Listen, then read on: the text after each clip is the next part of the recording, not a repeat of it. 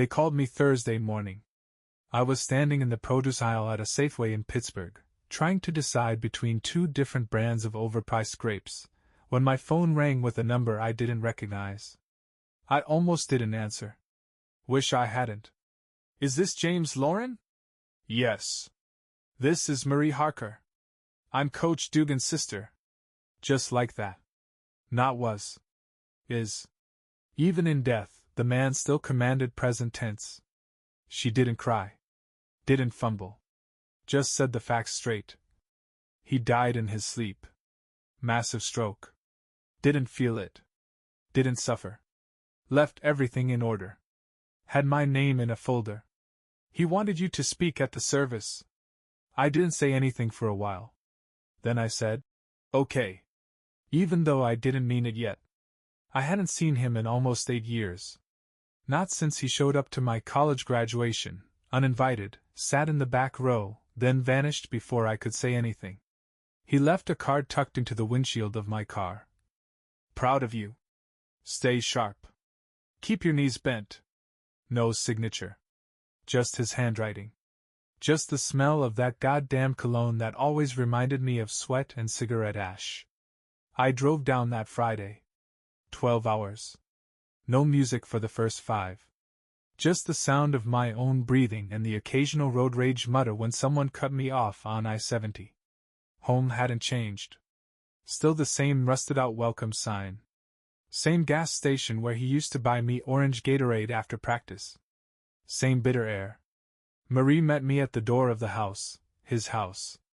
She looked older, softer. Said I looked tired. I told her I always looked tired. She laughed.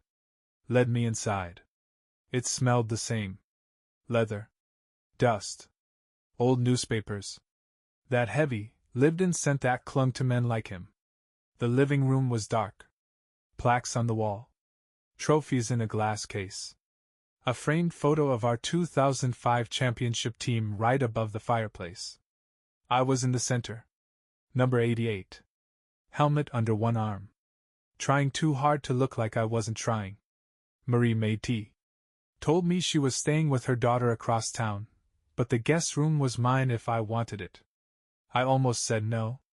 But something about the way she looked at me, hopeful and tired and gently expectant, made me say yes. The guest room hadn't changed either.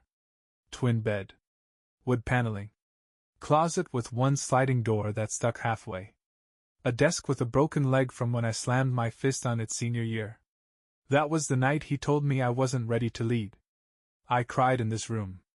Quietly. Into a pillow. 15 minutes before lights out. Because he had a rule. Real men cry on their own time. The journals were in the closet. 3 of them. Black leather bound. No titles. No dust. Stacked neatly in an old shoebox next to a pair of sneakers I recognized but never saw him wear. I didn't open them right away. Didn't even touch them. But I saw my name written on the spine of the top one. In white paint pen. Lauren, 2002 to 2006. And just like that, my stomach turned. That night, I lay in bed staring at the ceiling fan that never turned. Thought about the whistle. The one he used to wear like a rosary. He didn't blow it often. Just let it dangle from his neck, silver and cold and waiting. And when it did sound, it meant something. Fall in line. Pick up speed. Drop and give him 20. He never hit us. Never cursed. He didn't have to. He just looked at you. He just knew where to press. He once made me run wind sprints in the snow because I missed a tackle and said sorry instead of mine. He said, "You don't apologize in the middle of a play. You own it. Or don't bother stepping on my field again." I ran until I threw up. And I thanked him after. That was the part one can't forget. I thanked him. I turned the lamp off around 1 a.m. Slept restlessly. Dreamed of a locker room that wouldn't let me leave. A voice that called me son and soldier in the same breath. Tomorrow was the funeral. I was supposed to speak. Supposed to stand in front of a town that still saw him as a saint, and say something that made people nod. But all I could think about was that journal in the closet. And the way he used to say, "I didn't raise boys. I forged men." I waited until after the funeral. Didn't even touch the box that morning. Didn't want it in my head while I stood at the podium with my suit too tight and my voice pretending to be strong. The gymnasium was full. Not just teammates and parents, but firemen, teachers, barbers, men who still stood like they were on his line, even now. They played that grainy highlight reel on the projector. Everyone laughed when it froze on the shot of him in his windbreaker, barking into a headset like the game was life or death. To him, maybe it was. When it was my turn to speak, I didn't say what I'd planned. I looked out over the crowd, over Marie, over his former assistants, over the boys he'd shaped, and I said, "Coach Dugan didn't save my life. He gave it rules." The room went quiet. I went on. "He taught me how to stand, how to shut up, how to grind it out. I didn't always like him. I still don't know if I loved him. But I know I listened. And I know I learned. And I know I wouldn't be standing here if he hadn't handed me a playbook when no one else did." They clapped. Some even stood. I walked off the stage and sat down with shaking hands. Because I hadn't lied. But I hadn't told the truth either. That night, after the reception and the handshakes and the polite, "You turned out well" comments from men who never called me when he stopped, I went back to the guest room and opened the journal. I don't know what I expected. Letters, maybe. Some old training schedules. Maybe one of those motivational quotes he used to tape to the locker room mirror. What I found instead was data. First entry. August 22nd, 02. Lauren Frosch quiet. Runs well. Afraid of contact. Shows potential. Will need to break that softness. Comes from fractured home, father absent. Watch for overcorrection, might push too hard to please. Could be a captain in 4 years if groomed correctly. Groomed. That word landed like a slap. I flipped to the next page. Then the next. Then another. Each page was another practice. Another note. A record of my performance, my attitude, my emotional responses. September 14th. Hung head after fumble. Ran 5 laps. Spoke to him after practice. Told him men don't look at the ground. Seemed to understand. Will reinforce with film session. October 3rd. Asked for water break during drill. Denied. Complained. Sent him to run stairs. Cried in locker room. Waited 10 minutes. Told him crying is fine, but not where others can see. Softness is a private matter. I felt sick. Not because I'd forgotten, but because I hadn't. Every entry was a moment I thought I'd imagined. Every punishment, every silence, every cold lesson, I thought they'd been incidental. Reactive. But they weren't. They were planned. Measured. Intentional. Page after page he tracked me. Called me a project. A long game. Promising, but too attached to being liked. There were notes about my voice cracking. My posture.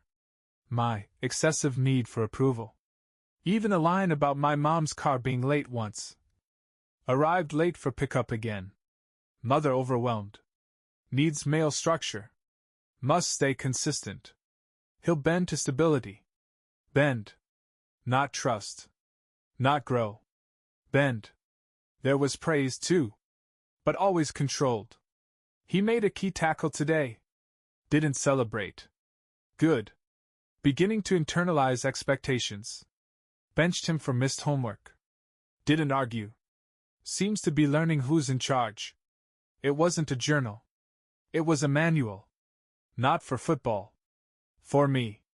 And the worst part? It worked. I sat on the floor with that book in my lap and remembered the way I used to tell people, "Coach is like a father to me." And I meant it. Because I didn't know what a father was supposed to feel like. I just knew he showed up. He pushed me. He taught me how to hold pain without flinching. He clapped my shoulder when I got it right. And when I got it wrong, he didn't yell. He just withheld. Until I begged to earn it back. I read until 2 a.m. Stopped at the entry for my final game. November 18, 06. Lauren played hard. Took a hit in Q3, got up too slow. Looked rattled. Pulled him. He was angry. Good. Anger is drive when guided. He'll remember this. Can't let him end feeling too big. That's not what makes men strong. Adversity leaves a cleaner edge. I put the book back in the closet. Stacked it neatly. Turned off the light. Laid in bed and stared at the ceiling.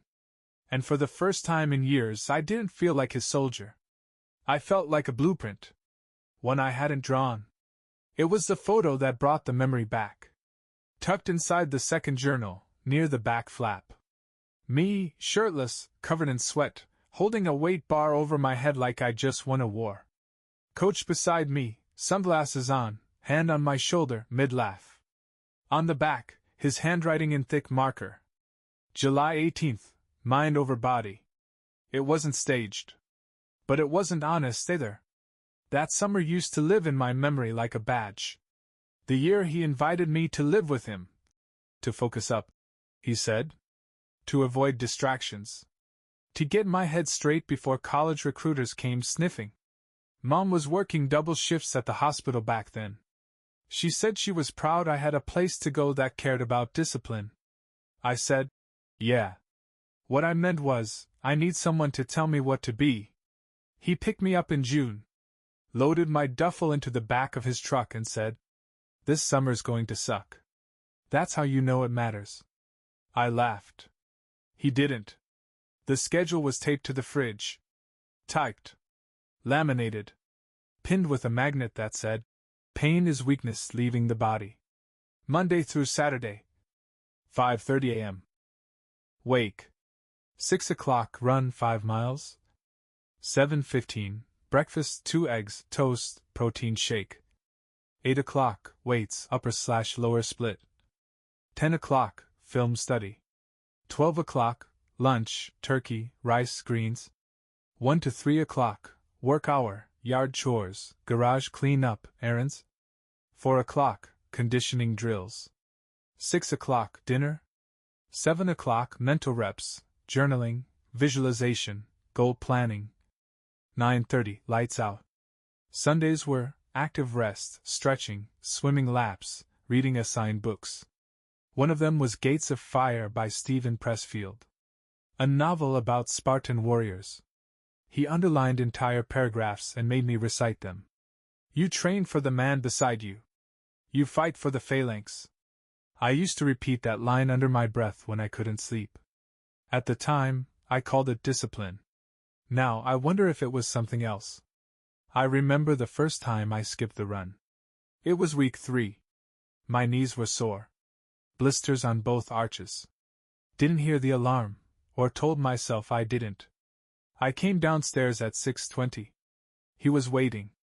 Sitting at the table. Whistle on the counter. Not touching it. Just letting it remind me who I belonged to. I said, I needed the rest. He said, you're not tired. You're testing me. Then he made me run 8 miles. No breakfast. No music. Just the heat and his truck crawling beside me while he called out. Real men don't skip pain. They absorb it. He never hit me. But he punished me with precision. A missed chore meant no dinner. A late answer meant push-ups. If I questioned the lesson, he'd send me to the garage and make me read my journal entries aloud until I found the weakness in them. That's what he called it. Identifying soft spots. But there were good days, too. At least I thought there were. Grilling steaks on the back patio, him talking about his days as a linebacker at Pitt. How his dad left. How the Corps made him hard. How he learned to never let a boy cry for too long. You feel it, you name it, you kill it, he said. Simple. I believed him. I wrote it down. There was one night that's clearer than the rest. Late July. The air still, thick with crickets and sweat. We were sitting on the back steps. I was nursing a pulled hamstring, trying not to show it. He passed me a cold can of Coke. No lecture. No rules. Just a drink. You're doing better than I did at your age, he said. I looked over, startled. He never gave compliments freely. Smarter. More focused. You could lead. Then he looked right at me. But you've got to kill the part of you that still wants to be liked. I nodded. Drank the Coke like it was communion. Now, sitting in that same house all these years later, I realized something. That summer wasn't mentorship. It was grooming. Not in the darkest way. But in the way men pass their unfinished selves to the next body. He wasn't making me stronger. He was trying to erase the softness in me that reminded him of himself. He couldn't cry, so I wasn't allowed to. He couldn't be weak, so mine had to be punished. He wasn't teaching me to be a man. He was trying to rewrite his own script. And I let him. I didn't cry that summer. Not once. But I wanted to. In that guest room. On the 5th mile. In the garage, reading my doubts out loud to a man who believed pain was the only teacher. I used to tell people that was the summer I became myself. Now I think it was the summer I lost him. Not as a coach. But as a man I could trust. I put the photo back in the journal. Closed it. Sat on the bed for a long time. And said out loud to no one, "You were never my father." Then I said, "But I still miss you." And that was the part one hadn't known until now. I found Marie in the kitchen. Saturday morning. Steam curling from a chipped mug. Radio playing some old Motown song like the house had finally exhaled after the funeral. She was sitting in his chair. Not the recliner. Not the one by the fireplace. But the small wooden one by the table, worn smooth from years of meals and memories. She looked up when I walked in. "Couldn't sleep," she said. I nodded. "Me either." She gestured to the stove. Coffee already brewed. One mug waiting. As if she knew I'd come. I sat. Hands around the ceramic like it might ground me. Either of us spoke for a minute. Just sipped. Listened to the radio hum. Then she said, "You found them, didn't you?" I didn't pretend. "Yeah. I did." She didn't look surprised. Just tired. "I always knew he kept records," she said. "Ever since we were kids." I looked over. She smiled, faint and sad. "Not journals like that. But notebooks. Charts. Lists. He used to track everything. My bedwetting. My test scores. The time I cried at Dad's funeral and he didn't." I set my mug down. "You ever ask why?" She nodded slowly. "He said it made him feel in control." She stood. Opened a cabinet. Pulled out a yellow folder. Handed it to me. Inside, a photocopy of a hospital intake form. A juvenile case file. Some scrawled notes from a therapist. Dugan, Richard, age 14. Anger displacement. Flat effect.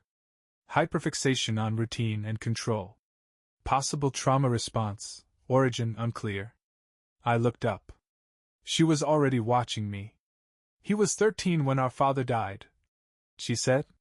"Found him in the garage. Shotgun still in his hands. Mom never talked about it." I stared at the page.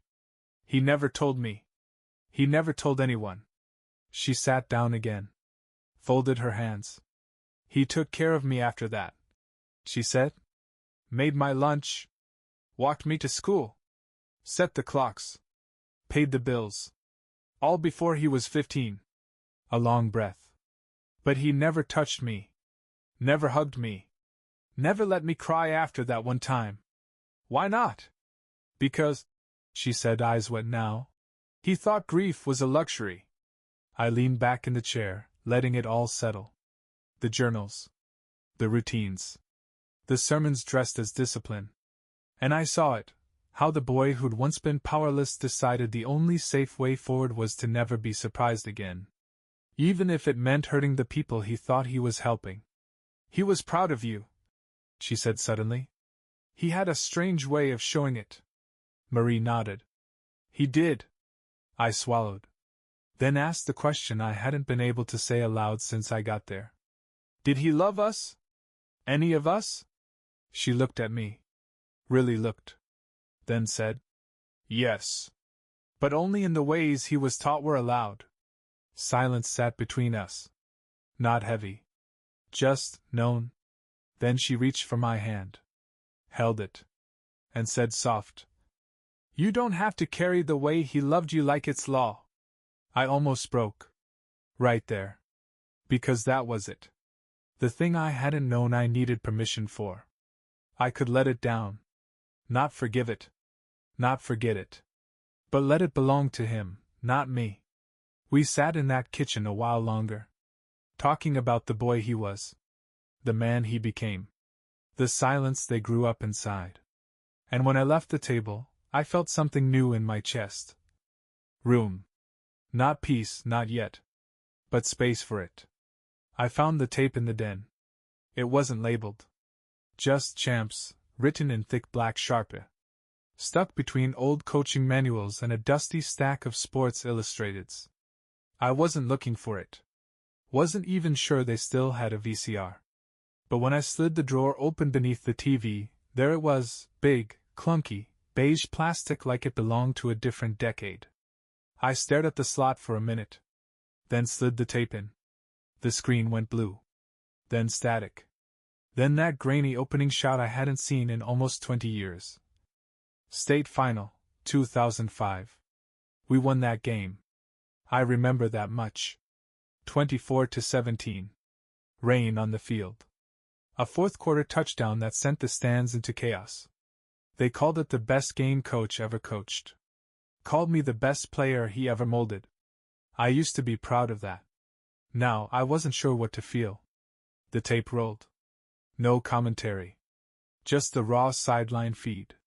Camera shaking with the wind. Zooms too slow. Voices muffled by the mic. I watched myself warm up, number 88, helmet swinging from one hand, head down like I was trying to stay invisible in the spotlight. Then the game began. And I saw it. Not just the plays. But him. Coach. Right there on the sideline. Never blinking. Never smiling. Eyes locked on me like I was the only player on the field. Every time I touched the ball, the camera caught him reacting. Not cheering. Not gesturing. Just tracking. Writing something in that little black notebook he always carried. One hand moving, eyes never leaving me. Even when I messed up. Especially then. Third drive, second quarter, I slipped on a route, lost footing, missed a pass. I remember that moment. Thought about it for weeks afterward. Blamed the cleats. Watching it now, I saw something else. Coach's face. The flicker in his jaw. The way he turned slightly away from the sideline, like he couldn't bear the failure, even secondhand. Then the notebook again. Then the whistle. Then the sub. I fast-forwarded. Fourth quarter. Game tied. Ball on the 32-yard line. Coach calls a sweep, my route. I remember feeling my heart beat through my ribs. I remember hearing his voice in my helmet from the sideline headset. Cut hard. Take the hit. Earn it. I did. Caught the pass. Spun off one tackle. Fought for the extra 5 yards. Went down on the 3-yard line. Crowd exploded. Coach didn't move. He didn't even blink. Just turned to the assistant coach, said something too quiet to catch, and wrote it down. We scored on the next play. Took the lead. Held it. Won. The field rushed. The camera shook. Boys cried. Helmets flew. Confetti. And there he was. In the center of it. Not celebrating. Just pulling me close. One arm around my neck, the other gripping my jersey tight like he was afraid I'd disappear if he let go. I used to remember that hug as love. But watching it now, it felt more like ownership. I paused the tape. Backed it up. Watched the play again. Saw myself take the hit. Saw him not even flinch. And I realized. He wasn't watching to witness. He was watching to measure. To record. To reinforce. I wasn't a player. I was proof. That his system worked. That control paid off. That emotionless discipline bred glory. I ejected the tape. Held it in my hands. Thought about smashing it. Then didn't. Not because I wanted to keep it, but because I needed to remember. I used to believe that game was the best day of my life. But it wasn't mine. It was his. Later that night, I opened the journal again. Found the entry. November 19th, 05. Lauren performed well. Took contact. Didn't flinch. Executed despite emotional load, father absent, mother working. Extra yards show conditioning paid off. Might be ready for captaincy if kept emotionally in check. Might be ready. Even after all that. Even after the trophy, the headlines, the goddamn hug on the field. Still a might. It wasn't love. It was evaluation. And I lived under it like a sun that burned and promised light at the same time. I closed the book. Tucked the tape in the bottom drawer. And whispered to no one in particular. I don't need your notes anymore. It was Marie who found it. Sunday morning. The house quieter than usual. Sun cutting through the blinds in long, soft ribbons. I was sitting in the den, thumbing through the final journal, the one with no name on the spine, just the years, 2009 to 2014. Mostly notes on former players. Some about himself. Things like back pain increasing, knees unreliable, vision blurred at night. Might need to retire soon. Don't know who I'd be without this. I was halfway through an entry about a former linebacker who never internalized the system, when Marie knocked on the doorframe. She was holding an envelope. Cream-colored. No stamp. Just my name written across the front in all caps. James Lauren. Found it in the drawer by his bed, she said. Under a stack of receipts. Wasn't sure if I should give it to you. I stood. Took it. It was heavier than I expected. Sealed untouched. She didn't linger. Just said, "Take your time," and left me there. I stared at it for a long time, half expecting it to crumble in my hands like the rest of what he left behind. I didn't want an apology. Not anymore. But some dumb part of me hoped for something human. Something messy. Something real. I sat down. Slid my finger beneath the flap. Opened it. Unfolded the single page. It read, James, I've watched men break and call it growth. I've watched boys burn and call it strength. I watched you become both. I kept more from you than I should have. I kept myself from you, and maybe that was the right thing at the time. Maybe not. I don't know how to be anything other than what I made myself into. And what I made you into, well, that's something you'll have to decide for yourself. I pushed you because I believed you were worth it. I didn't protect you from me because I believed I was right. I may have been wrong. I don't know if I'd do it different, even if I knew how. If you're reading this, I hope you've found peace in what I couldn't give you. Or at least found the edge of it. That would be enough. Coach. That was it. No. I'm sorry. No. I regret what I did. Just a collection of almosts. Maybe. I don't know. I couldn't. You'll have to decide. I read it again. And again. Each time, the words got tighter. Like a rubber band stretching between my ribs. This wasn't an apology. It was a confession without consequence. It didn't ask for anything. But it didn't offer anything neither. No warmth. No real vulnerability. Just a man, inventorying the damage and stepping back like that absolved him. I folded the letter. Placed it on the desk. And I thought. You always got close. But never all the way. That was the way he lived. He didn't teach love. He studied it. Filed it under not useful. Replaced it with systems. Schedules. Drills. Structure. And when love tried to show up anyway, he blew the whistle and called it weakness. But here's the worst part. I still wanted more. Even now. Even after the journals and the punishments and the years of obedience disguised as purpose. Some small part of me read that letter and thought, if I could just ask the right question, maybe he'd answer the way I needed. But that part of me? That part was his. Not mine. So I burned it. In the fireplace. Letter. Envelope. Everything. Watched the edges curl and blacken, paper collapsing into itself like it finally knew it didn't have to stand for anything anymore. Marie didn't ask what I was doing. She just passed behind me on her way to the kitchen, touched my shoulder gently, and said, "He was never going to say it." And I said, "I know." And I meant it. And it still hurt. I found the key in the desk drawer. It was taped to the underside of the middle panel, beneath an old calendar, yellowed with time. Next to it, a sticky note in Coach's sharp block letters. Basement, player files /storage/ keep locked. I stared at it for a long time. The basement had always been off limits. Not explicitly, but in the way that makes kids hesitate at thresholds. Coach called it my quiet place.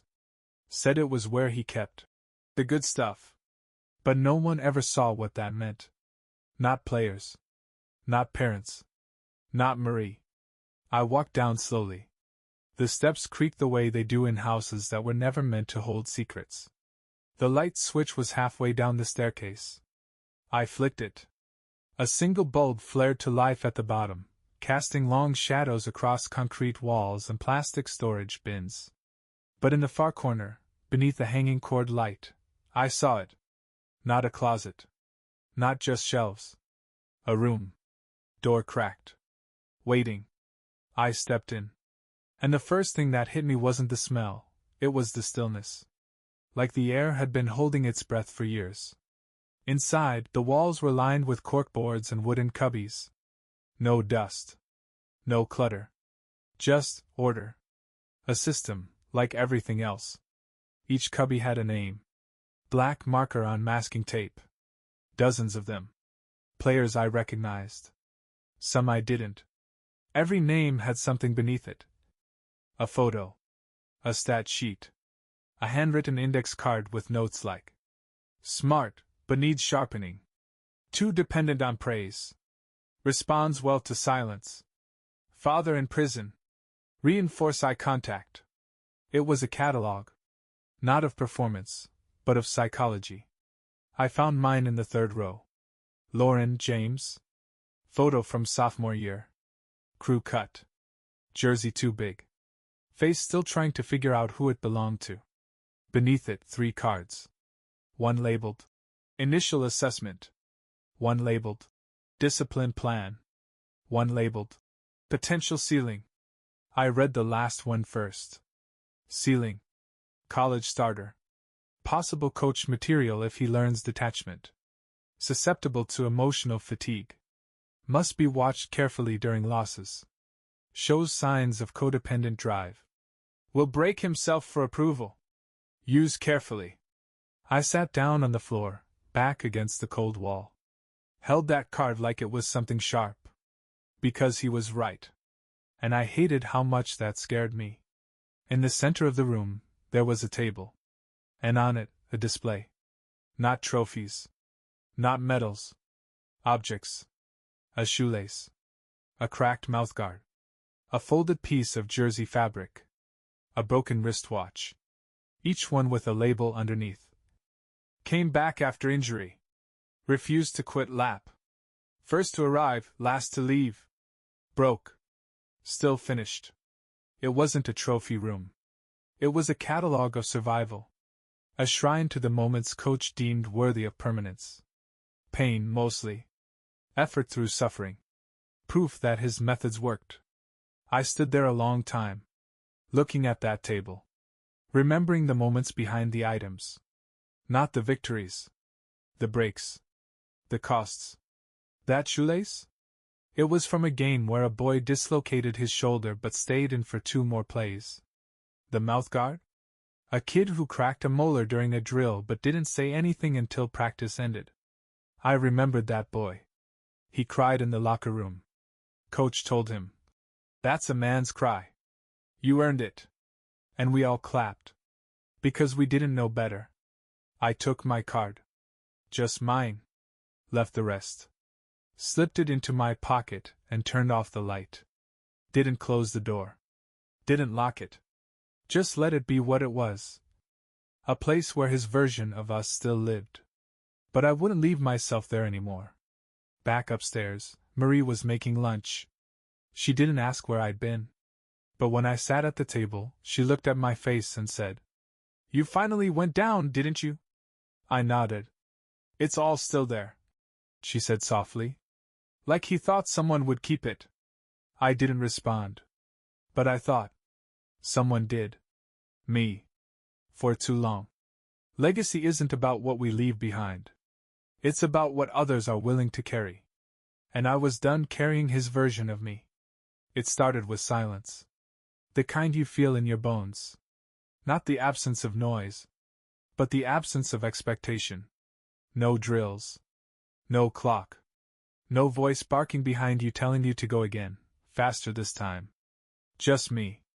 In the den. Coach's house. Now mine, for a few more days, until I locked the door behind me. The weight of everything I'd found still in the walls. And a phone in my hand. I didn't plan to speak. I didn't rehearse it. Didn't even open the voice memos app until my thumb hovered there without thinking. But I knew deep down, something had to be said. Not to him. Not to Marie. Not to a therapist, or a teammate, or some future version of myself who could understand. Just now. To me. I hit record. The red light blinked. The room waited. And I started talking. Okay. So. I don't know what this is, or who I'm talking to. Maybe it's the part of me I left on the field. Or in the garage. Or in that fucking basement downstairs with the name tag on the cubby. But here it is. I don't think I ever hated him. That's what's weird. Not really. Not even after reading what he wrote about me like I was a project he was working on until the screws stopped turning. I think what I felt was worse than hate. I believed him. I believed him when he said pain made me better. When he said crying was fine, but only when no one could see. I believed that silence was strength. That control was love. That if someone stayed up all night writing notes about you, that meant they cared. And maybe it did. But the version of love I learned here. It came with a rulebook I never wrote. And I followed it so well I forgot I had a body that could say no. I paused. The air felt heavier now. But not in a way that asked me to stop. In a way that dared me to keep going. Coach, if you ever listen to this. You won't. I want you to know something. You weren't a monster. You were broken. You were a boy who never got to grieve. Who turned structure into religion and worshipped routine because it didn't leave. And I was the altar you built. I don't know if you ever loved me, but I know you picked me. And for a long time, I thought that was the same thing. You made me tough. I'll give you that. You taught me how to keep going, even when everything in my chest was burning. But you never taught me how to stop. Never taught me how to say, "I'm tired," and not be ashamed. Never showed me how to be soft. Or kind. Or still. I had to learn that part on my own. And it's the part I'm proudest of. There was a long stretch of silence after that. I let the mic record it. Because some silences deserve to be captured. Proof that not speaking can be intentional, not just inherited. Then I whispered, "I'm not your tape anymore. I'm mine. And I'm still recording." I hit stop. Set the phone on the table. Didn't play it back. Didn't need to. It wasn't for critique. Or clarity. Or confirmation. It was for release. That night, I slept with the window cracked. Let the wind move through the room. Didn't dream. Didn't need to. We met at the field. Not the fancy one they built in 15. The old one.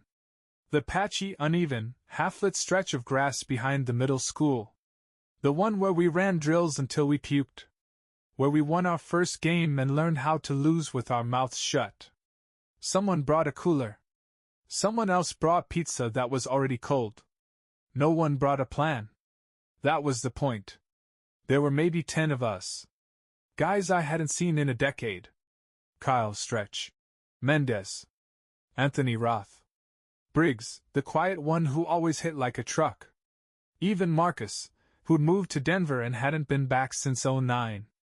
We didn't hug at first. Just nodded. Talked with our shoulders. Grunted our greetings like we were still pretending the words didn't matter. Then we sat. Folding chairs in a messy circle at midfield. The lights were off, but the stars were out. And for a while, we didn't talk about him. We talked about us. Kyle had 2 kids now. Briggs taught high school shop. Marcus was sober. Roth still had the same laugh that made it impossible to stay mad at him. We passed beers. Traded updates. But it didn't stay light for long. Because none of us came here just to catch up. It was Roth who broke the seal. He leaned back in his chair, eyes on the scoreboard, and said, "You ever think we might have turned out fine without him?" Nobody answered right away. Then Kyle exhaled. Nope. More silence. Then Briggs. But maybe we wouldn't have had to spend so much time unlearning his voice. That hit hard. I felt it land in the middle of the circle. Like a stone dropped in still water. Marcus sipped his Coke. Then said, "I still wake up thinking I'm late for film review." We all laughed. Because we got it. That hum in your spine that tells you to move before you're even conscious. That programming. I nodded. Sometimes I can't go for a run without hearing him in my head. Kyle added, "Sometimes I need to." And then someone, maybe me, maybe Roth, finally said it. He wasn't always right. Not whispered. Not bitter. Just true. The energy shifted. Not downward. Just deeper. Like we'd all been waiting for permission. To speak freely. To mourn him without myth. We started telling stories. Not the highlight reel ones. The real ones. How Coach once made Kyle run 3 extra miles because his dad showed up drunk to practice. How Marcus dislocated his thumb and Coach told him to strap it or sit. How I once cried in the locker room after a loss and he made me scrub the floor tiles in silence for an hour. Anthony said.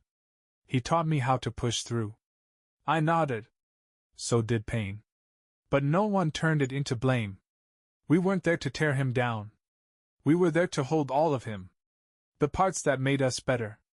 And the parts that made us small. Briggs said it best. He thought he was building warriors. But we weren't at war. We were just boys who needed someone to stay. And then he paused. Looked around. Added. He stayed. I'll give him that. It got quiet after that. Not awkward. Just full. The kind of quiet that comes when truth has settled and no one needs to poke at it. We sat under the stars. Listening to the field creak beneath us. Letting him rest in memory. Not as a saint. Not as a villain. Just as a man who tried to turn pain into purpose. And sometimes forgot we weren't just parts in a machine. When I left that night, I walked the sideline one last time. Touched the chain-link fence. And thought, this field doesn't belong to him anymore. It belongs to us. To the stories we're finally telling. To the truths we're no longer afraid to say out loud. I left town Monday morning. No ceremony. No one standing in the driveway. No letters tucked under the windshield wiper. Just me. A bag. And the kind of silence that didn't feel heavy anymore. Just complete. The house didn't feel like his anymore.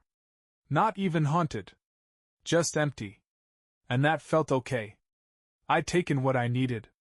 And what I didn't, I let it stay behind. The basement, the journals, the folded jersey with my number on it tucked into the hall closet. They could belong to time now. I stopped by the diner on the way out. Ordered the same breakfast I used to get after 2-a-days. Eggs. Bacon. Dry toast. The waitress didn't recognize me. That felt right. Back in the truck, I played the voice memo again. The one I'd recorded in the den.